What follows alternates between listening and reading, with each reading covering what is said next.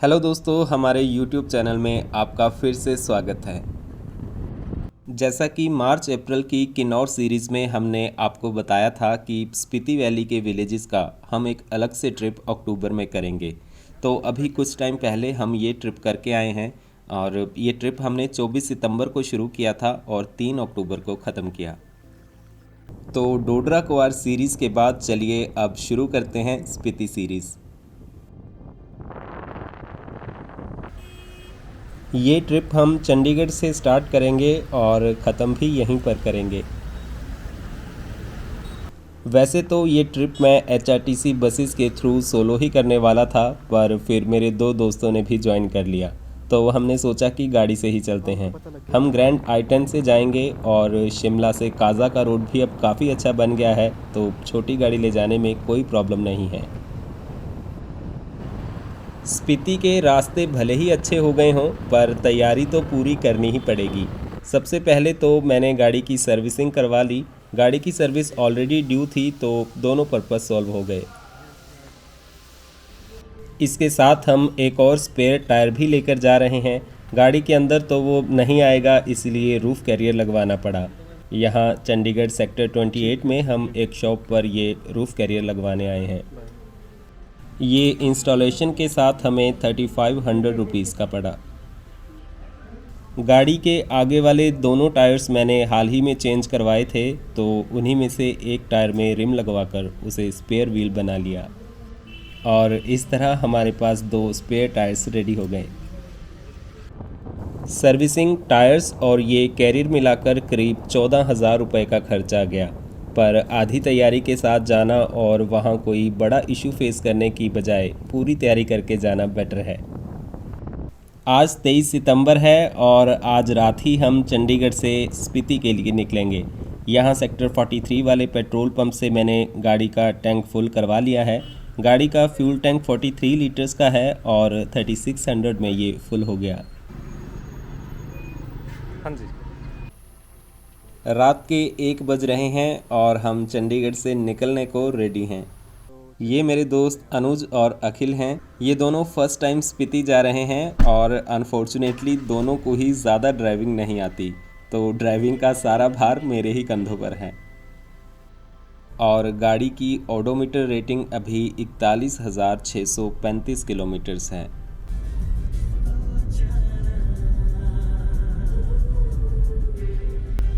तो 2 बजे हमने अपना सफ़र शुरू किया और अभी चंडीगढ़ से निकल रहे हैं। चंडीगढ़ से रात में स्टार्ट करने का मेन पर्पस है कि शिमला के सुबह सुबह वाले ट्रैफिक में ना फंसें। और लास्ट 1 साल में मैं 3 बार किन्नौर जा आया हूँ, तो अभी यही प्लान है कि रिकांगपिओ या कल्पा ना जाकर सीधे चंडीगढ़ से चलकर स्पीलो में ही नाइट हॉल्ट लेंगे। फर्स्ट डे की ड्राइव तो काफ़ी लंबी है, पर उसके बाद फिर डेली 5-6 आवर्स से ज़्यादा की नहीं रहेगी। अभी हमारी टेनेटिव आइटिनरी ये है और देखते हैं 1-2 दिन ऊपर नीचे भी हो सकते हैं। इस सीरीज़ के मैप्स के लिए हमने वेना इलस्ट्रेशंस के साथ कोलैबोरेट किया है। अगर आपको भी हिमाचल प्रदेश, इंडिया या कहीं के भी कस्टमाइज्ड मैप्स चाहिए तो आप उनसे कांटेक्ट कर सकते हैं। कांटेक्ट डिटेल्स आपको डिस्क्रिप्शन में मिल जाएगी। चंडीगढ़ की सड़कों से होते हुए हम जल्दी ही शिमला वाले हाईवे पर पहुंच गए। यहाँ स्टार्टिंग में ही हिमालयन एक्सप्रेसवे का टोल प्लाज़ा आ जाता है और हालांकि पंजाब हरियाणा के मैक्सिमम टोल प्लाज़ा अभी बंद चल रहे हैं। इसके बाद परवाणू में हम हिमाचल प्रदेश की बाउंड्री में एंटर कर गए। यहाँ से सोलन 42 किलोमीटर्स और शिमला 89 किलोमीटर्स है। यहाँ पर हिमाचल प्रदेश एंट्री टैक्स लिया जाता है और हिमाचल से बाहर रजिस्टर्ड गाड़ियों को यहाँ पर 40 रुपीज़ देने पड़ते हैं। रात में ट्रैफिक तो ज़्यादा नहीं है, बस कुछ टूरिस्ट कार्स ही आते जाते मिल रही हैं। परवाणू से आगे रोड 4 लेन वेल मेंटेन्ड है, पर काफ़ी कर्वी है। ये 4 लेन बने अभी ज़्यादा टाइम नहीं हुआ है और यहाँ पहाड़ भी एकदम सीधे हैं, तो 4 लेन के लिए जो कटाई हुई है उसे स्टेबल होने में कुछ साल तो लगेंगे। इसीलिए हाल फिलहाल यहाँ थोड़े बहुत लैंडस्लाइड्स हो ही जाते हैं।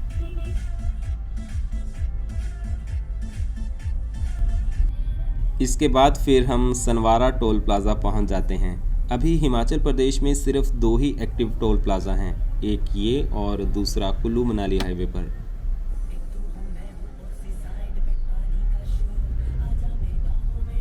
भी नहीं कर रहा ये। ये ट्रिप हम एचआरटीसी बस से नहीं कर रहे हैं, पर रास्ते में मिलने वाली एचआरटीसी बसेस को ज़रूर कवर करते रहेंगे। ये बस लंगेरा से शिमला जा रही है और ये रूट 635 किलोमीटर लंबा है, जिसे एचआरटीसी बस करीब 23 घंटों में पूरा करती है। 3:15 बजे हम कुमारहट्टी पहुँचे और उसके बाद 3:30 बजे सोलन पहुँच गए। चंडीगढ़ से यहाँ तक बस 1.5 घंटा ही लगा। दिन में ट्रैफिक की वजह से ये सफ़र 2 से ढाई घंटों में तय होता है। सोलन के बाद फिर रास्ता थोड़ा ख़राब ही है और 4 बजे हमने कंडा घाट क्रॉस किया। काफ़ी देर से हम एक ढाबा ढूंढ रहे हैं, पर सोलन के आगे सब बंद बंद सा ही है। कंडा घाट के आगे फिर हमें एक टी शॉप खुली मिली। वैसे तो निकलने से पहले मैं 2-3 घंटे सो लिया था, पर सुबह के इस टाइम हल्की नींद आने ही लगती है, तो यहाँ पर हमने चाय पी और 20 मिनट्स का ब्रेक लिया और इसके बाद हम फिर से सफ़र पर निकल पड़े। रास्ता अभी मोस्टली अंडर कंस्ट्रक्शन ही है। कंप्लीट होने पर ये सबसे सुंदर पहाड़ी रास्तों में से एक होगा और 2-2.5 घंटे में आप शिमला से चंडीगढ़ पहुँच पाओगे। 5:15 हो रहे हैं और सनराइज़ का तो अभी कोई नामो निशान नहीं दिख रहा, पर शिमला की खूबसूरत रात की पहली झलक मिल गई है। रात में ये जुगनू की तरह टिमटिमाती लाइटें बहुत ही सुंदर दिखती हैं। हल्की हल्की ठंड भी मुंह पर थपेड़े मारने लगी है, तो अब अच्छा लग रहा है। वैसे तो सब लोग शिमला और मनाली को अब क्राउडेड या ओवररेटेड मानते हैं, पर कुछ भी कहो, एक अलग ही सुकून मिलता है जब आप यहाँ पहुँच जाते हैं।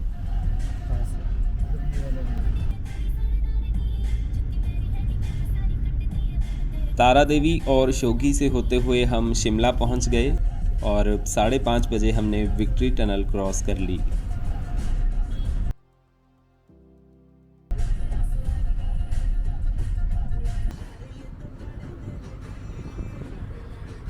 अभी भी बाहर हल्का अंधेरा ही है और शिमला शहर की संकरी सड़कों से होते हुए हम ऑकलैंड टनल पहुंच गए।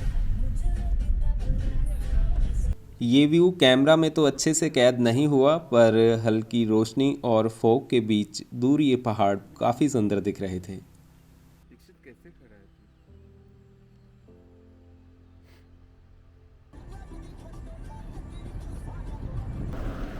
हम ढली पहुंच गए हैं और यहाँ से लेफ़्ट में रोड नालदेहरा और करसोग की तरफ जाता है, जबकि हमें राइट में रिकांगपिओ की तरफ जाना है। हल्की फॉग में ये ड्राइव बहुत ही बढ़िया लग रही है और लग रहा है कि चंडीगढ़ से रात को नहीं निकलते तो सुबह ये नज़ारे नहीं देख पाते।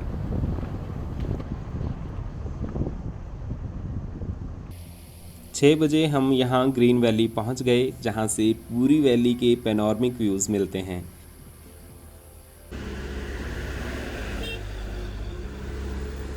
शिमला से बहुत सारी बसेस मॉर्निंग में रोहडू या रामपुर की तरफ जाती हैं, जो हमें यहाँ पर मिली। यहाँ हम 20-25 मिनट्स के लिए रुके और काफ़ी टाइम लैप्स शॉट लेने की भी कोशिश की, पर आते जाते ट्रक्स की वजह से अच्छा एंगल नहीं मिल पाया। 6:30 बजे हम आगे चले और यहाँ का नज़ारा तो पहले से भी अच्छा है। आपको शायद लगता होगा कि इतना हिमाचल घूमने के बाद यहाँ की सुंदरता अब मुझे आम सी लगती होगी, पर सच कहूँ जितनी बार भी इन वादियों में आओ, हमेशा पहली बार जैसी ही खुशी मिलती है।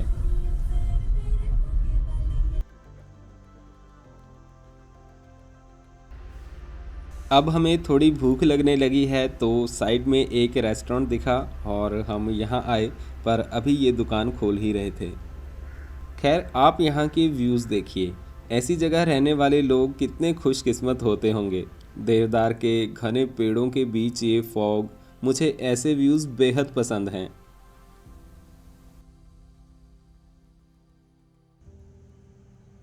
और इसके थोड़ा आगे कुफरी आ गया और यहाँ मैंने शायद अपनी ज़िंदगी का सबसे खूबसूरत सनराइज़ देखा। घने बादलों के पीछे उगते सूरज के इस व्यू ने सारी थकान मिटा दी।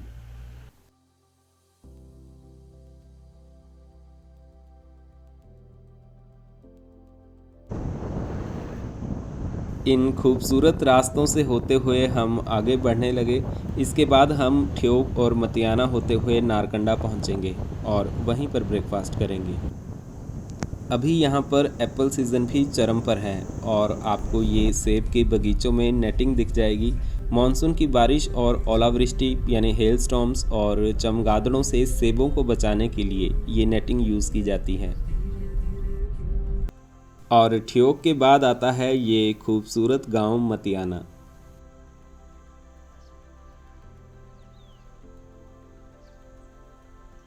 इन सेब के बगीचों को देखो कितने सुंदर दिख रहे हैं।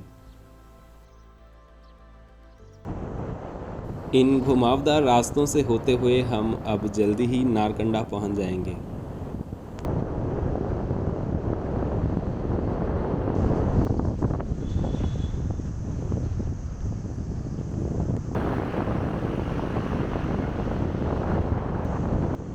शिमला से नारकंडा की ड्राइव इन घने पेड़ों के बीच से होकर जाती है और रास्ते में दो चार छोटे छोटे वाटरफॉल्स भी देखने को मिल जाएंगे।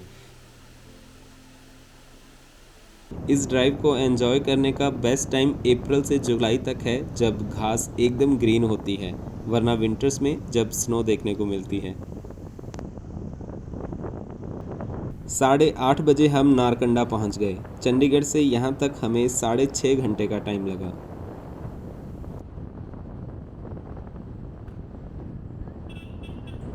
ये नारकंडा की मेन मार्केट और चौक है। 2708 मीटर्स के एलिवेशन पर बसा नारकंडा शिमला रामपुर हाईवे का सबसे ऊंचा पॉइंट है और विंटर्स में सबसे ज़्यादा स्नो भी यहीं पर मिलती है। यहाँ से नीचे अब सेंज तक उतराई ही है और नारकंडा में फेमस टूरिस्ट पॉइंट्स हैं हाटू पीक और तनी जुब्बर लेक। यहाँ हिमाचल टूरिज़्म के होटल्स के अलावा और भी काफ़ी सारे होटल्स और कैंप साइट्स अवेलेबल हैं। नारकंडा से थोड़ा नीचे ये नेचर कैंप रिजॉर्ट आता है और हम यहाँ पर ब्रेकफास्ट करेंगे। हमेशा यहाँ से गुज़रते हुए मैं इस रिजॉर्ट को देखता था और अब आज यहाँ रुकना ना सही, एटलीस्ट खाने का मौका तो मिल गया। और यहाँ सुबह सुबह की धूप में ये घास सुनहरी सी चमक रही है। वैसे तो कहीं बाहर ठेले पर भी खा सकते थे, पर अभी सबको फ्रेशन अप होना है तो सोचा कि किसी टॉयलेट फैसिलिटी वाली जगह पर ही रुका जाए।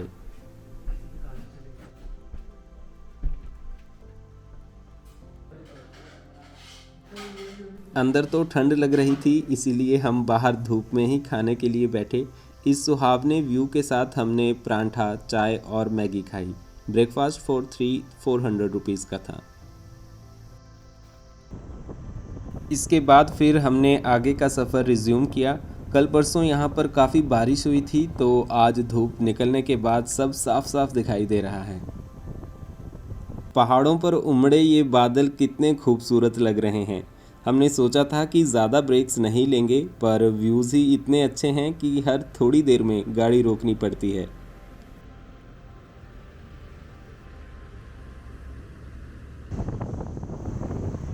नारकंडा से शुरू हुई उतराई नीचे सेंज में जाकर ही ख़त्म होती है और इसमें करीब 1-1.5 घंटा लग जाता है। शिमला से रामपुर रोड काफ़ी हद तक मेंटेन्ड है और ठियोग से सेंज के बीच ट्रैफिक भी काफ़ी कम ही रहता है। ओवरऑल काफ़ी रिलैक्सिंग ड्राइव है, अच्छे रोड और कम ट्रैफिक।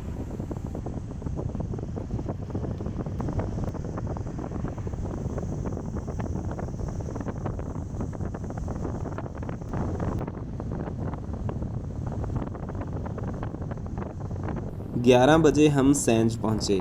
यहाँ से लेफ़्ट में रोड जीभी और जलोड़ी पास को जाता है। अगर जीभी जाना हो तो मेरे ख्याल से वाया मंडी आने की बजाय यहाँ से जाना बेटर है, क्योंकि अच्छे व्यूज़ हैं और रोड भी कंपैरेटिवली बेटर है। साथ ही जलोड़ी पास भी रास्ते में ही आ जाएगा। वैसे हिमाचल में कई सारे सेंज गांव आते हैं और ये शिमला डिस्ट्रिक्ट वाला सेंज है। सेंज से रामपुर तक रोड प्लेन है और अब हम 20-25 मिनट्स में रामपुर पहुंच जाएंगे। सेंज रामपुर रोड सतलुज नदी के किनारे किनारे है और यहाँ पर ये सड़क को चौड़ा करने का काम चल रहा है।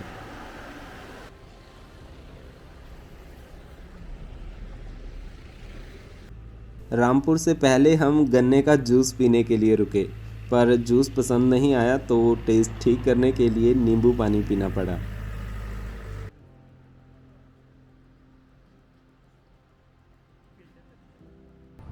12 बजे हम रामपुर बुशहर पहुंच गए। यहाँ की ऊंचाई 1005 मीटर्स है और इसीलिए मौसम कंपैरेटिवली गर्म रहता है।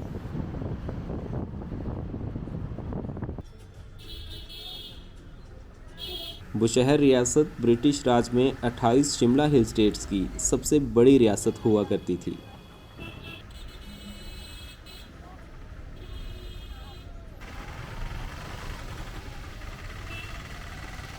वैसे यहाँ की एक इंटरेस्टिंग बात ये भी है कि सतलुज रिवर इस टाउन को 2 पार्ट्स में डिवाइड कर देती है। वो नदी के उस पार वाला हिस्सा डिस्ट्रिक्ट कुल्लू में और इस तरफ वाला डिस्ट्रिक्ट शिमला में आता है। ये रामपुर का बड़ा सा ग्राउंड है और बहुत सारे लोग यहाँ पर खेलने, खेल देखने, बातें करने और धूप सेकने के लिए बैठे रहते हैं। और ये हमारी पसंदीदा बस, ड्राइवर ने इसका नाम जहरीली पहाड़न रखा है। हम जब भी अपर शिमला की ओर आते हैं तो ये बस हमें मिल ही जाती है। पुरानी किन्नौर सीरीज़ और डोडरा क्वार सीरीज़ में भी आपको शायद ये बस याद होगी। ये शिमला से कल्पा की डे सर्विस है और शिमला से किन्नौर जाने के लिए इसका टाइम काफ़ी सूटेबल है। रामपुर से आगे झाकड़ी तक रोड ठीक है, फिर झाकड़ी से ज्यूरी तक हल्के फुल्के खराब पॉइंट्स हैं।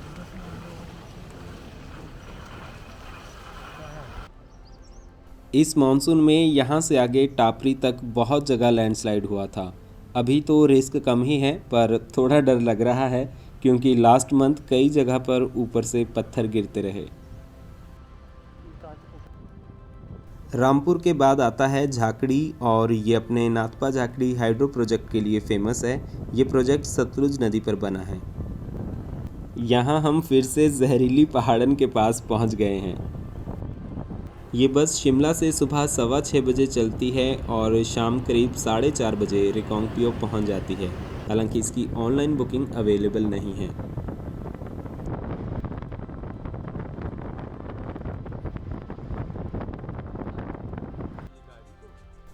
ये सड़क किनारे एक टूटी फूटी सी कार है और यहाँ रास्ता भी थोड़ा कच्चा पक्का ही है।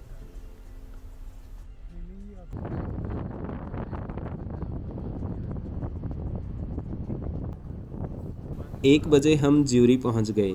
ज्यूरी में भी काफ़ी बड़ी सी मार्केट है और यहाँ से सराहन को डाइवर्जन भी जाता है। सराहन यहाँ से 17 किलोमीटर्स है और माँ भीमा काली के मंदिर के लिए फेमस है। अगर आप किन्नौर या स्पीति जा रहे हो तो इसे भी अपनी आइटिनरी में शामिल कर सकते हैं।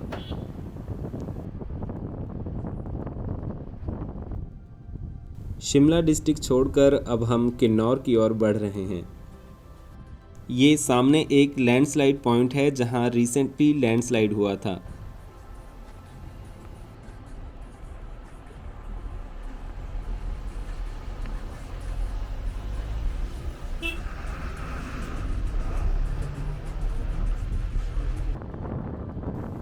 ज्यूरी के बाद आता है बधाल, जो कि काफ़ी छोटा सा गांव है और बस ट्रक्स यहां पर खाने के लिए रुकते हैं।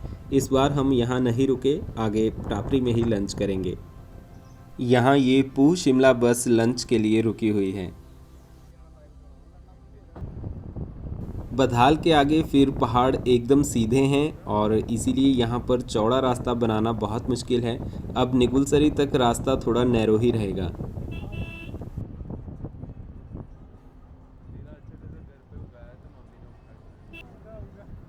ये किन्नौर का प्रवेश द्वार है और अब हम शिमला ज़िला छोड़कर किन्नौर में एंटर कर गए हैं।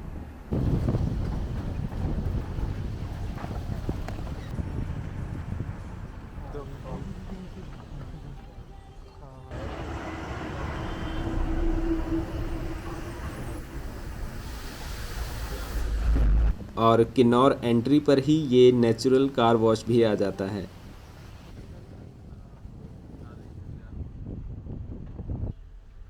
और यहाँ भी लैंडस्लाइड हुआ था। कितने बड़े बड़े पत्थर नीचे गिरे हुए हैं।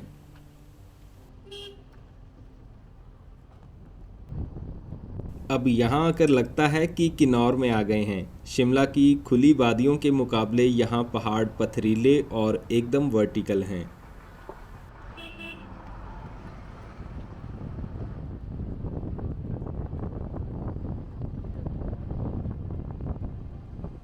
यहाँ ये मारुति 800 वाला शार्प टर्न पर ओवरटेक कर रहा था। मेरे पास लेफ्ट में जगह थी, वरना हादसा भी हो सकता था। अब हम निगुलसरी पहुंचने वाले हैं और ये वही जगह है जहां 11 अगस्त को वो दुखद हादसा हुआ था, जहां एचआरटीसी बस समेत एक ट्रक, सूमो और कुछ छोटी गाड़ियां लैंडस्लाइड की चपेट में आ गई थी। एक्चुअली यहाँ पर एक पॉइंट पर पत्थर गिर रहे थे, इसलिए दोनों तरफ गाड़ियाँ रुकी हुई थी, पर जहाँ गाड़ियाँ रुकी थीं वहीं पर अचानक पूरा पहाड़ आकर गिर गया।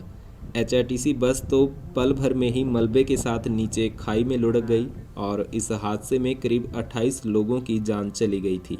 अभी पिछले महीने भी यहाँ पर कई बार पत्थर गिरते रहे। इस मॉनसून में किन्नौर में जो लैंडस्लाइड्स का दौर शुरू हुआ, उसकी वजह से जान माल का बहुत नुकसान हुआ।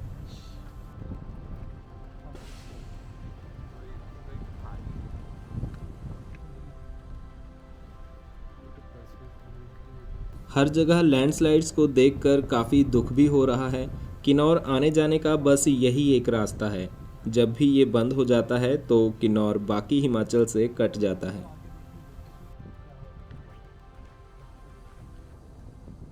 इसके बाद हम पहुंच गए तरंडा ढांग।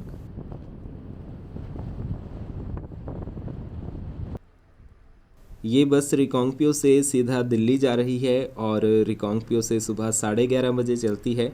दिल्ली से वापसी का समय रात 8:10 का है। 613 किलोमीटर लंबे इस सफ़र को ये बस 19 घंटों में पूरा करती है।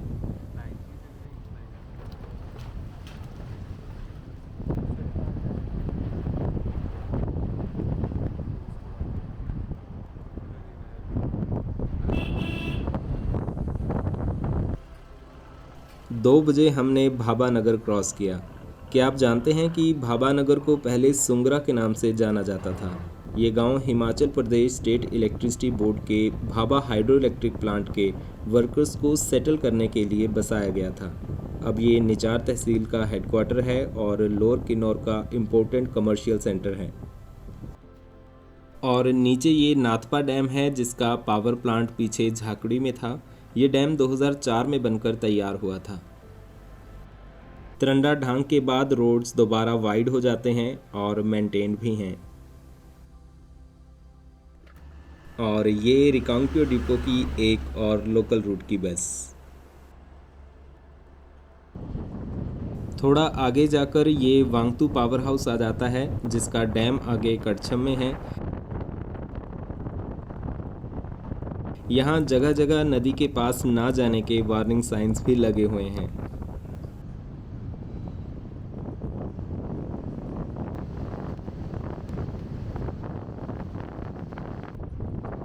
ढाई बजे हम टापरी पहुंच गए हैं और यहीं पर लंच करेंगे।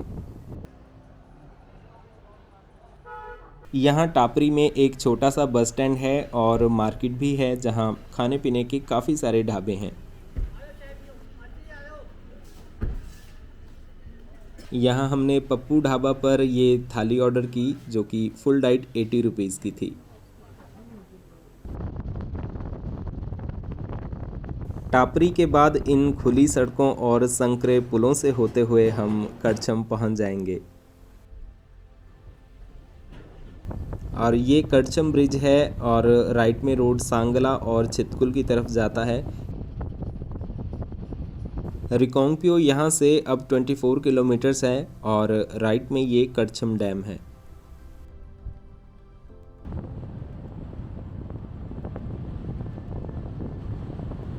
कड़छम के बाद रोड अच्छा है और सतलुज नदी के किनारे किनारे हम आगे बढ़ रहे हैं। इसके बाद हम पोवारी में गाड़ी रिफ्यूल करने के लिए रुकेंगे।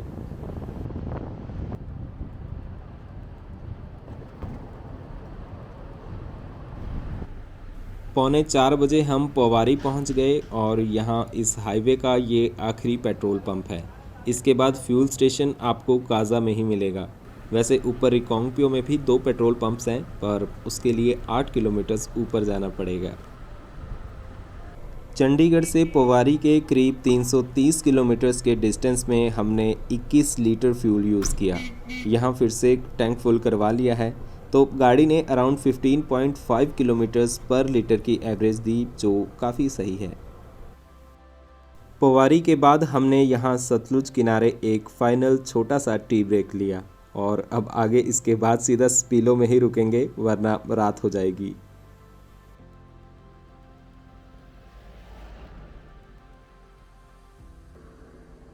यहाँ से ऊपर रिकोंगपियो और कल्पा को डाइवर्जन जाता है। हम ऊपर जाकर नीचे आने का टाइम वेस्ट नहीं करना चाहते थे, इसीलिए नाइट हॉल्ट कल्पा की बजाय स्पीलो में ही करेंगे।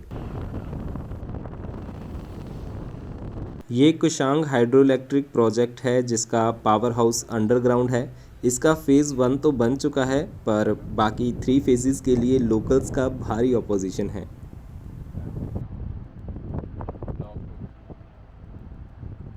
और ये काज़ा से शिमला वाली बस भी यहाँ पर आ गई है। सुबह 7:30 बजे काज़ा से चलकर ये 5 साढ़े 5 बजे तक रिकोंगपियो पहुँचती है।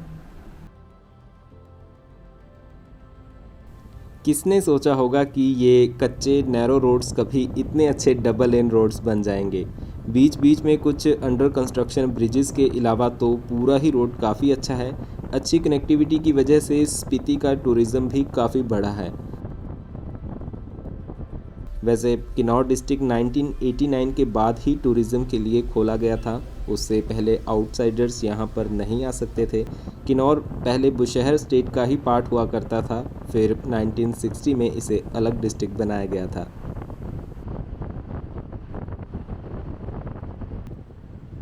अभी स्पीलो से पहले हम अक्पा क्रॉस करेंगे।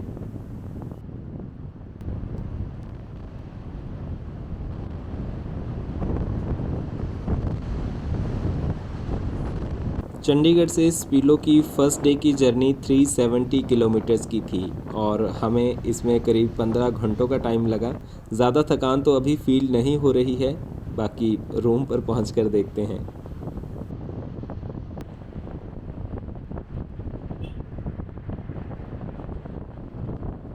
ये पूर्व से रिकोंगपियो वाली लोकल सर्विस है।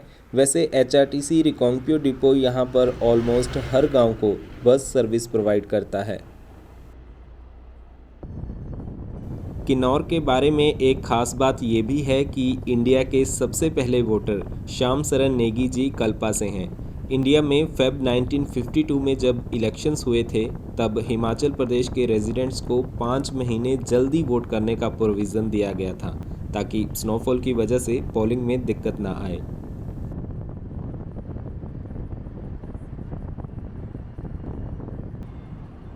तो फाइनली 5:15 बजे हम स्पीलो पहुंच गए। स्पीलो रिकोंगपियो काज़ा हाईवे पर एक छोटा सा गांव है और ओवरनाइट हाल्ट के लिए अच्छा है।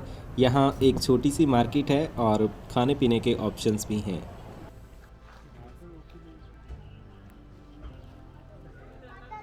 यहाँ होटल हाईवे इन में हम रुकने वाले हैं। ये होटल हमने पहले से बुक तो नहीं किया था, पर कॉल करके अपने आने के बारे में जानकारी दे दी थी। एक रूम हमें 1100 रुपये का पड़ा, जिसमें तीसरे बंदे की एक्स्ट्रा बेडिंग भी इंक्लूडेड थी।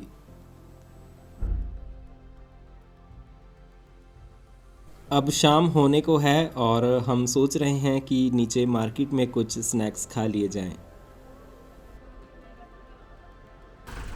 ये यहाँ का छोटा सा बस स्टॉप है। हमारे होटल के अलावा भी यहाँ पर 2-3 और प्रॉपर्टीज़ हैं, पर देखने में हाईवे इन्हीं सबसे नया लग रहा है।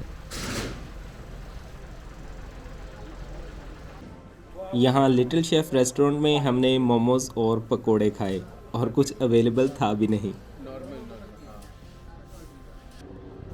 इसके बाद हम होटल आए और रात में थोड़ी मस्ती वस्ती करने के बाद सो गए।